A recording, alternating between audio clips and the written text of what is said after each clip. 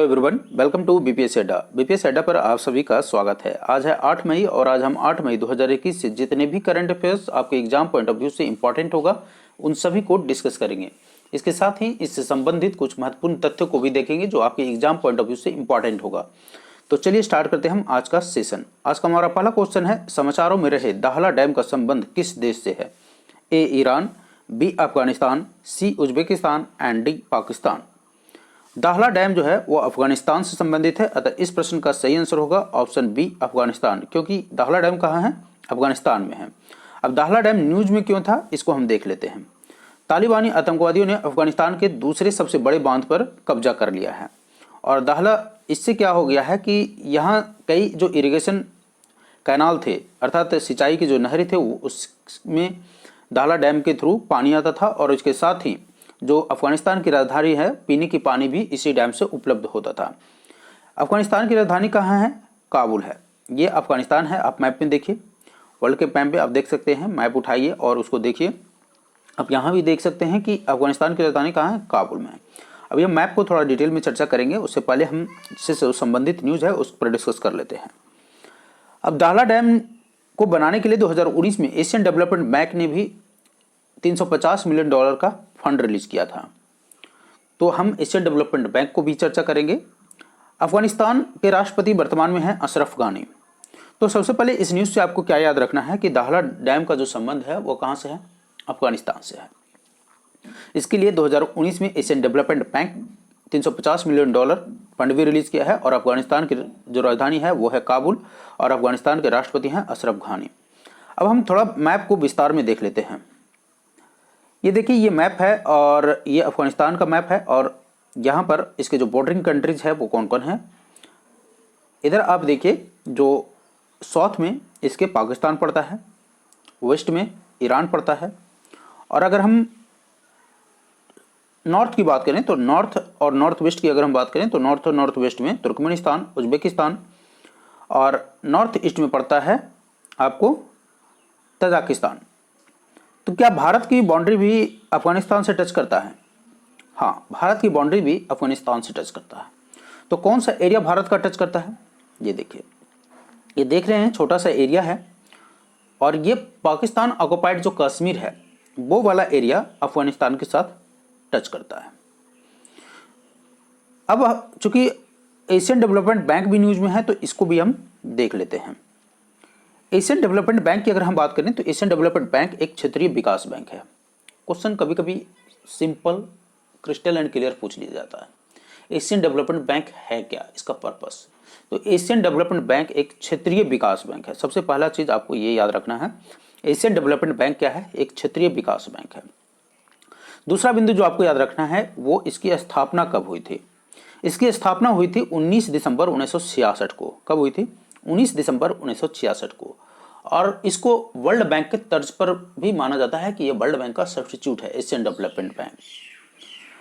और क्यों बनाया गया था? एशियाई देशों के आर्थिक विकास के सुगमीकरण के लिए इसकी स्थापना की गई थी। जब इसकी स्थापना हुई थी तो उस समय सदस्य देशों की संख्या कितनी थी? 31 थी। और अगर हम वर्तमान में सदस्य देशों की संख्या की बात करें तो अभी वर्तमान में इसके 68 सदस्य हैं, जिसमें से 49 जो सदस्य है वो एशिया के है, एशिया और एशिया पैसिफिक से है। वही 19 सदस्य जो हैं वो बाहरी सदस्य हैं। तो इस तरह का प्रश्न जो है यूपीएससी में पूछ लिया जा चुका है कि क्या एशियन डेवलपमेंट बैंक में सिर्फ एशिया और एशिया पैसिफिक कंट्री हैं? तो नहीं, एशिया डेवलपमेंट बैंक में एशियन कंटिनेंट से बाहर के भी। अगर हम एशियन डेवलपमेंट बैंक के मुख्यालय की बात करें तो एशियन डेवलपमेंट बैंक का मुख्यालय कहाँ है? मनीला। और वो कहाँ पड़ता है? फिलीपींस में। तो एशियन डेवलपमेंट बैंक से इतना आपको याद रखना है। पहली चीज क्या? यह एक क्षेत्रीय विकास बैंक है। दूसरी, इसकी स्थापना 19 दिसंबर 1966 को हुई थी। तीसरी चीज, इसकी जब स्थापना हुई थी तो 31 सदस्य थे, वर्तमान में 61 सदस्य हो गए हैं, जिसमें 49 सदस्य एशिया और एशिया पैसिफिक से हैं, वही 19 सदस्य बाहरी हैं। तो इस तरह का प्रश्न जैसा कि मैंने बताया कि यूपीएससी में पूछा जा चुका है कि एशियन डेवलपमेंट बैंक में क्या जो सभी सदस्य हैं वो एशिया से हैं और एशिया पैसिफिक से हैं? तो नहीं, इसका आंसर क्या होगा? नहीं। और अगर मुख्यालय की बात करेगा तो इसका मुख्यालय है मनीला, फिलीपींस। तो इतना इस प्रश्न से आप याद रखिए। अगला प्रश्न है, तमिलनाडु के नए मुख्यमंत्री कौन बने हैं? ए एम के स्टालिन, बी ई के पलानीस्वामी, सी ओ पनीरसेल्वम, डी टीटीवी दिनाकरन। देखिए हाल ही में तमिलनाडु में इलेक्शन हुए थे और इसके रिजल्ट घोषित कर दिए गए थे। तो 159 सीट डीएमके के एमके स्टालिन वाली जो पार्टी थी उसने जीता। जो एमके स्टालिन के जो डीएमके गठबंधन है उसकी पार्टी ने 159 सीटें जीती और एमके स्टालिन वहाँ के नए मुख्यमंत्री बन गए हैं। तो इस प्रश्न का सही आंसर होगा ऑप्शन ए, एमके स्टालिन। अब तमिलनाडु न्यूज में है तो इसको हम देख लेते हैं मैप पे। ये देखिए ये भारत का मैप है और इसमें आप देखिए ये जो रेड वाला पोर्शन है ये तमिलनाडु है। सबसे नीचे वाला जो पोर्शन है भारत का मैप जब उठाइएगा तो सबसे निचला जो पोर्शन आपको दिखेगा वो तमिलनाडु का दिखेगा। तमिलनाडु के मुख्यमंत्री वर्तमान में कौन है? एमके स्टालिन। वहाँ के गवर्नर हैं बनवारी लाल पुरोहित। राजधानी है तमिलनाडु का चेन्नई। और ये भारत के किस अगर मैपिंग में अगर पूछता है तो कहाँ पर पड़ता है? साउथ में पड़ता है। तो ये भारत के साउथ में पड़ता है। अगर वहीं आपको बॉर्डरिंग स्टेट की बात करता है तो इसके बॉर्डरिंग स्टेट में जो बॉर्डर है इसमें देखिए उत्तर में इसके आंध्र प्रदेश पड़ता है, उत्तर पश्चिम में कर्नाटक पड़ता है, पश्चिम में आपको केरला पड़ जाएगा और यहाँ पौंडीचेरी भी जो है वो चेन्नई के साथ लगता है। दक्षिण की हम बात करें तो दक्षिण में इंडियन ओशियन है, वहीं पश्चिम में अगर इसकी बात करें तो पश्चिम में इसके बंगाल की खाड़ी है। तो इंडियन ओशियन और बंगाल की खाड़ी दोनों के साथ इसकी बॉर्डर टच करते हैं। इसके साथ ही आपको पुदुचेरी, केरला, कर्नाटका और आंध्र प्रदेश के साथ भी इसके बॉर्डर टच करता है। जो महत्वपूर्ण नदी है तमिलनाडु का वो है कावेरी। तो कावेरी कहाँ की प्रमुख नदी है? तमिलनाडु की। इससे संबंधित कुछ और फैक्ट को हम देख लेते हैं जो एग्जाम में अक्सर पूछा जाता है। वेदांतगल पक्षी अभ्यारण्य कहाँ स्थित है? वेदांतगल पक्षी अभ्यारण्य भी तमिलनाडु में स्थित है। पॉइंट कैलीमेरे वन्यजीव अभ्यारण्य कहाँ स्थित है? वो भी तमिलनाडु में स्थित है। मुदुमलई वन्यजीव अभ्यारण्य कहाँ स्थित है? तमिलनाडु में स्थित है। और अन्नामलई वन्यजीव अभ्यारण्य कहाँ स्थित है? तो वो भी तमिलनाडु में स्थित है। इसको बार बार बोलिए, रिपीट कीजिए। वेदांतगल पक्षी अभ्यारण्य तमिलनाडु, पॉइंट कैलीमेरो तमिलनाडु, मुदुमलई वन्यजीव अभ्यारण्य तमिलनाडु, अन्नामलई वन्यजीव अभ्यारण्य तमिलनाडु। पिक्टोरियल फॉर्म को देने के पीछे एक ही उद्देश्य है कि इसको जब आप गौर से देखिएगा तो आप भूलने की जो संभावनाएं हैं वो कम हो जाएगी। आपको पिक्चर के साथ साथ अगर आप उसको पढ़ते हैं तो आपकी जो भूलने की जो नॉर्मली स्थिति होती है वो कम हो जाती है। तो ये आई होप ये जो मेथड है आपके लिए इफेक्टिव होगा। यदि आप हमारे चैनल पर नए हैं तो चैनल को सब्सक्राइब कर लीजिए और बेल आइकन को प्रेस कर दीजिए सो दैट अगर कोई भी वीडियो इस चैनल पर अपलोड किया जाता है तो आपको नोटिफिकेशन मिल जाए। और वीडियो को लाइक और अपने दोस्तों को भी शेयर जरूर करें। विश्व रेड क्रॉस दिवस कब मनाया जाता है? ए 28 अप्रैल को, बी 8 मई को, सी 15 मई को, डी 7 जून को। देखिए प्रत्येक वर्ष वर्ल्ड रेड क्रॉस डे जो है वो 8 मई को मनाया जाता है। तो इस प्रश्न का सही आंसर होगा ऑप्शन बी 8 मई। अब चूंकि दिवस न्यूज में है तो हम इस 1 मई से 8 मई तक जितने भी महत्वपूर्ण दिवस है उसको रिवीजन करेंगे। तो आप हमारे साथ बोलिए। अब ये देखिए इसको मैंने काफ़ी इनोवेटिव वे में बना के आपको दिया है। इसको पिक्चर को जरूर देखें, इसको विजुअलाइज करें और मेरे साथ रिपीट करें। 1 मई को क्या मनाया जाता है? World labour day. 2 मई को क्या मनाया जाता है? वर्ल्ड लाफ्टर डे और वर्ल्ड टूना डे। टूना क्या है? एक फिश है, it's a type of fish. तो वर्ल्ड टूना डे भी 2 मई को और वर्ल्ड लाफ्टर डे भी 2 मई को मनाया जाता है। वर्ल्ड प्रेस फ्रीडम डे कब मनाया जाता है? 3 मई को मनाया जाता है। वर्ल्ड प्रेस फ्रीडम डे 3 मई को मनाया जाता है। इंटरनेशनल फायर फाइटर डे कब मनाया जाता है? 4 मई को मनाया जाता है। जो अंतर्राष्ट्रीय अग्निशमन दिवस कब मनाया जाता है? 4 मई को। World hand hygiene day, world hand hygiene day कब मनाया जाता है? 5 मई को मनाया जाता है। इंटरनेशनल नो डाइट डे कब मनाया जाता है? इंटरनेशनल नो डाइट डे 6 मई को मनाया जाता है। और वर्ल्ड एथलेटिक्स डे कब मनाया जाता है? तो 7 मई को मनाया जाता है। और वर्ल्ड रेड क्रॉस डे दिवस कब मनाया जाता है? 8 मई को मनाया जाता है। तो इतना दिवस से आपको याद रखना है। जब भी आप दिवस को पढ़ें उससे संबंधित उस महीने के उस वीक के दिवस को एक बार रिवीजन जरूर करें। अगर ये हैबिट इनकलकेट करते हैं आप तो दिवस आपको हमेशा याद रहेगा, आप कभी उसको नहीं भूल पाएंगे और एग्जाम में 1 नंबर आपका श्योर हो जाए। क्योंकि कोई ऐसा एग्जाम नहीं है, अगर यूपीएससी को छोड़ दें, हम यूपीएससी की बातें ना करें तो उससे लोअर जितने भी एग्जाम हैं एवरी एग्जाम में आपको एक प्रश्न जो है इस दिवस से आपको मिल जाएगा।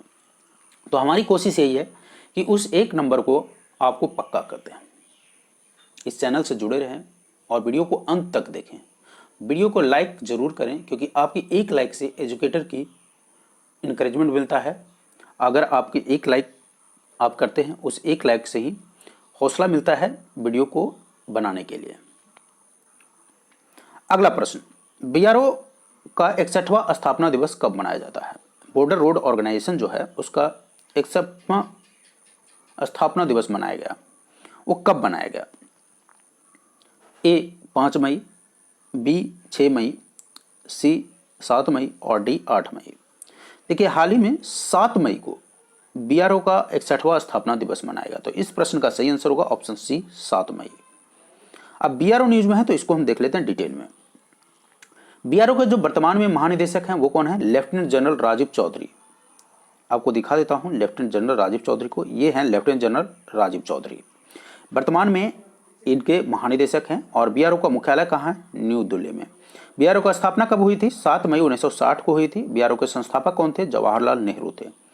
यह रक्षा मंत्रालय के तहत एक प्रमुख सड़क निर्माण एजेंसी है। इसकी प्राथमिक भूमिका भारत के सीमावर्ती क्षेत्रों में सड़क संपर्क प्रदान करना है। अगर आपको इस current affairs, daily current affairs का पीडीएफ चाहिए तो पीडीएफ हमारे टेलीग्राम चैनल में आप जाकर के डाउनलोड कर सकते हैं। टेलीग्राम चैनल का लिंक आपको डिस्क्रिप्शन में मिल जाएगा। आप वहाँ से जाकर के टेलीग्राम में जाइए, टेलीग्राम में जाकर के इसको पीडीएफ डाउनलोड कर सकते हैं। लेकिन आई विल सजेस्ट कि आप वीडियो को अंत तक जरूर वॉच करें, क्योंकि वीडियो में जब आपको मैं टीच करता हूं तो उसमें बहुत सारे ऐसे सपोर्टिव इन्फॉर्मेशन होते हैं जो कि आपको पीडीएफ में नहीं दिया जाएगा। तो आपके लिए एडवाइजेबल है कि वीडियो को वॉच करें। देन इफ यू नीड कि हमें पीडीएफ की आवश्यकता है, then you can download from the Telegram channel that is available in the Telegram channel.